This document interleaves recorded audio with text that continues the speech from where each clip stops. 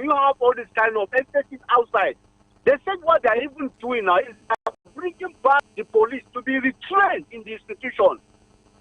So the act that you see out there is an act of, I don't know, personal act that does not connote into the act that established the Nigerian police force based on their own training.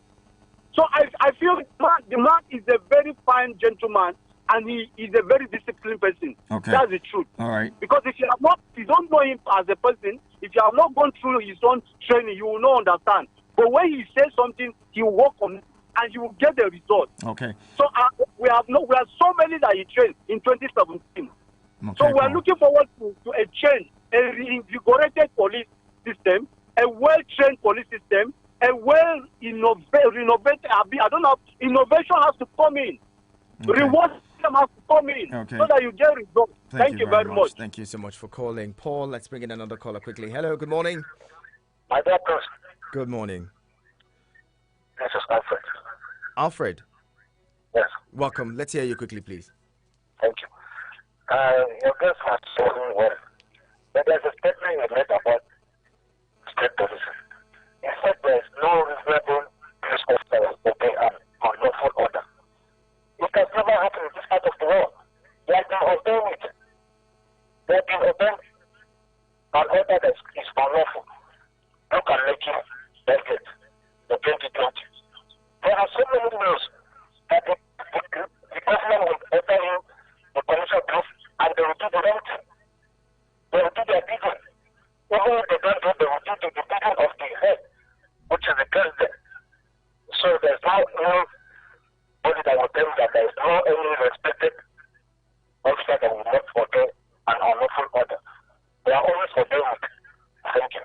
Okay, that's your thought. Thank you very much for that one. Now, CP Ojukwu retired. Let's you got some of the submissions from our callers. Alfred does not agree that some commissioners of police would not take unlawful orders there. I'll just squeeze in one more caller, and then you just respond to all of the thoughts put forward. Hello, good morning. Good morning, President. Good morning, Clement Zion Prince. Good to have you. Thank you, sir. I listened keenly to CP Ojukwu at some time, and I've heard him advocating for the elongation of the tenure of Agbetokun's office as others have been extended to give him time to deliver his policies. It does sound radical anyway, but I think that it is not the longevity of the tenure of an officer that determines the landmark they leave behind. I've had people who have, like Baba, has been there for several years. The problem of the police has to do with tackling their welfare. I talk confidently as an insider who knows what is happening in the police. The police, after you talk of the service chiefs, you talk of the IGP among the chiefs. But look at the way other forces are treated with dignity. Their welfare, the packages they go home with. Police is bundled under police pension fund and creditors scheme. What do they take home? Any IGP that will leave landmarks that will be celebrated will be the type that is bold enough to remove the police from this contributory pension scheme. You work for 35 years, every month somebody collects your salary and they are administering it for you. When you retire again, everything that you are supposed to take home is managed again by somebody for you. I know a policeman, who retired as a deputy superintendent of police. He takes some 13,000 naira a month. I know some ASPs that are even taking 25,000 naira a month. ASP taking above DSP. It's all a sham. Is that the type of police you want to keep, and you expect that when you retire, you will retire into this kind of situation, and while in service you will not be corrupt? Let any IGP, whether 6 months or 1 year tenure, do something good about it. And they will be celebrated. All right. God bless you. Thank you very much, Clement Zion Prince. CP Ojukwu retired. You've heard the submissions. I'd love you to start to maybe start from Clement Zion Prince, who spoke as an insider there. Okay, thank you. I want to appreciate all the things that have called into this. About Clement, okay, yeah, you spoke as an insider. Earlier on in my speech, I was saying that I'm not advocating for tenure elongation. I'm advocating for tenure. That whoever is an IG should have a tenure. Stay for 4 years. Stay for 2 years. Let it be definite. So that within that period of 2 years or 4 years, as case may be, there are many positions in Nigerian Constitution that have tenure. Make IG office tenure. So that within that period, he will have a strategic plan of what to do. Begin to get milestones, begin to get things done, and have checks and balances to check it, because time is of the essence. But when you have an IG, he enters and he takes a pension, he begins to work on pension, the next 2 months is removed, or 1 year is removed. That will create discontinuity, and a new one will come and will start his own program. This is Nigeria, and we are not new to it. People may do things that are self-serving. But if you allow me to have a tenure, he has a good plan of what to do. If he achieves what he wants to achieve within those 4 years or 3 years, I'll get maybe. A new one comes and say what he wants to do within 3 years or 4 years and achieve them, the police will be a better place. Why do we have president for 4 years? Why don't you say once he's 20 years, he should retire? Or no, if you give tenure, he'll plan. Look at the state. Some have already planned. About pension. Pension is a short term in Nigeria police. I've had to talk about the full retire who are earning 20,000 or 50,000. I retired as commissioner of police after 2 years of service, and I got a master's degree. My pension today is 78,000. It is a scandal. But somebody put Nigeria police into the contributory pension scheme. The military exited after a while. Other services exited after a while. The police is the largest employer of labor. At that time, what I have, I am going through, if police exited that time, the system may collapse. So some people are interested in keeping the police in that PENCOM to make the system stabilize.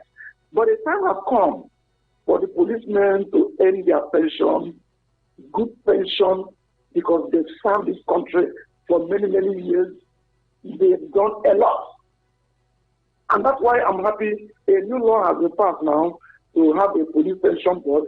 So that cry may be, that desire may be a faith accomplished. So the policemen need to serve with dignity, their welfare ought to be okay. That is all right. And let me talk about state police. State cities obeying unlawful orders. I don't know, for somebody to be a commissioner of police, he must have served at least 30 years. And he must have known there are no-go areas off limits in the law. A police officer, not only commissioner of police, any police officer for that matter, from constable to IG, who does what he ought not to do, or fails to do what he ought to do, there are sanctions. Commissioners have been dismissed in this country, have been retired for doing what they ought not to do, or obeying unlawful orders. Anybody who does that is taking that risk, and the consequences are grievous. Very, very grievous. Somebody else, I think the person about bad eggs and all that. Yes. The police don't lay eggs. People come into the police, yes. Go ahead. People come into the police as adults. The youngest policeman is 18 years. They come into the police as adults. They pass through families. They pass through societies. They pass through schools. You know how our parents, I'm a parent as well, I'm a grandfather.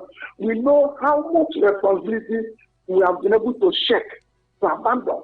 We have left our children to be trained by outsiders who don't have enough experience. We've allowed them to be trained by television, internet, and they get some manner of things. A good number of our young people are cultists. A good number are on drugs. A good number do so many things, and the parents cannot take them because the parents are dedicating Naira and Kobo. They are the ones that will join the police. And the training I said earlier on is poor. 6 months, 18 months. Sometimes there is very, very poor facilities. So somebody entered as garbage, I'm sorry to use that word, and there has been no paper training, he will come out as garbage. He entered as a bad egg already. And the system are not able to correct him. He remains a bad egg in the police until sanctions are applied. That's why I said, if any policeman does what he should not do, he has the sanction. A good number are dismissed every day. Nigerians should allow police to recruit those they want to join the police. It's at the point of entry that we all get it wrong. In a group, in a community of 2,000 people, the police must be able to find 10 who are good who want to join the police. But there are so many influences, national rulers, politicians, here and there, putting pressure on the police. This is my boss. This is a member of my constituency. Employ him. If you fail to employ him, you don't know how many times they summon the IG to National Assembly to come and explain this and explain that. And you think it's because of lack of performance. It's because police do not employ somebody the man wants to be employed. And some bringing their bad eggs, they want them to be in the police. They're robbing the system and they still call police back then. Meanwhile, they contributed in having those bad eggs. Let police be allowed to recruit his own and deal with his own and give Nigerians a better place. And Moderator, sir, you mentioned about the image of the police. Yes. Again? Extrajudicial killings and the redemption of the image of the police. Yes. You know, there are two things. There's abuse of office, abuse of force. There are ways of using force. There are many types of force, and there's a continuum. Police presence is not force. That uniform, people say uniform is a spirit. The presence of a policeman somewhere is force already. So whether you call it police force or police service, you're wasting our time. The presence of a policeman is not force. It will stop somebody from doing what it ought not to do. And it will warn somebody that if you don't what you should not do, the law may be applied. That is force. There are gradations. The police may arrest, they may touch somebody, they may use handcuffs, they may use tear gas, they may use firearm. If a policeman uses firearm, he must explain why he used firearm. Is the use of force by the police commensurate with the level of resistance by somebody? If you tell somebody you're under arrest and he follows you, why handcuff him? Except it's going to be violent. Or he may escape. Why hit him with a button? He has already surrendered. If somebody is doing that, it is abusing force. But then there's excessive use of force. Somebody you should have just handcuffed. You are not firing his leg, shooting him on the leg. No, excessive. Right, thank you. Some of them, after the fact that you think that nothing will happen, but something will happen. Something must definitely happen. Anybody who uses firearm recklessly always pays for it. In the last IG, between so many police officers who were using their arms anyhow, shooting Nigerians anyhow. No, the gun was not given to a policeman to kill fellow citizens. For every use of firearm, there must be justification. Anybody who does that without justification, I'm sorry, you find his way out of the force and very prosecuted and may be sent to jail. A good number will be sentenced to death for using their arms anyhow. Well said. Well said. A big thank you, CP Emmanuel Ojukwu, retired Executive Director, Echo Charlie Consultancy Services Limited, law enforcement analyst, psychologist, PR practitioner, and teacher. Thank you so much for talking with us this morning. Really appreciate your submissions on the program today. Thank you for the opportunity. All right. And this is where we drop the anchors. Thank you to all of you who have been a part of it. To those of you who are still trying to call in, we really apologize. Let's do this again tomorrow. And we hope that at that time you'll be able to make your contributions. My name is Ihanacho Prince.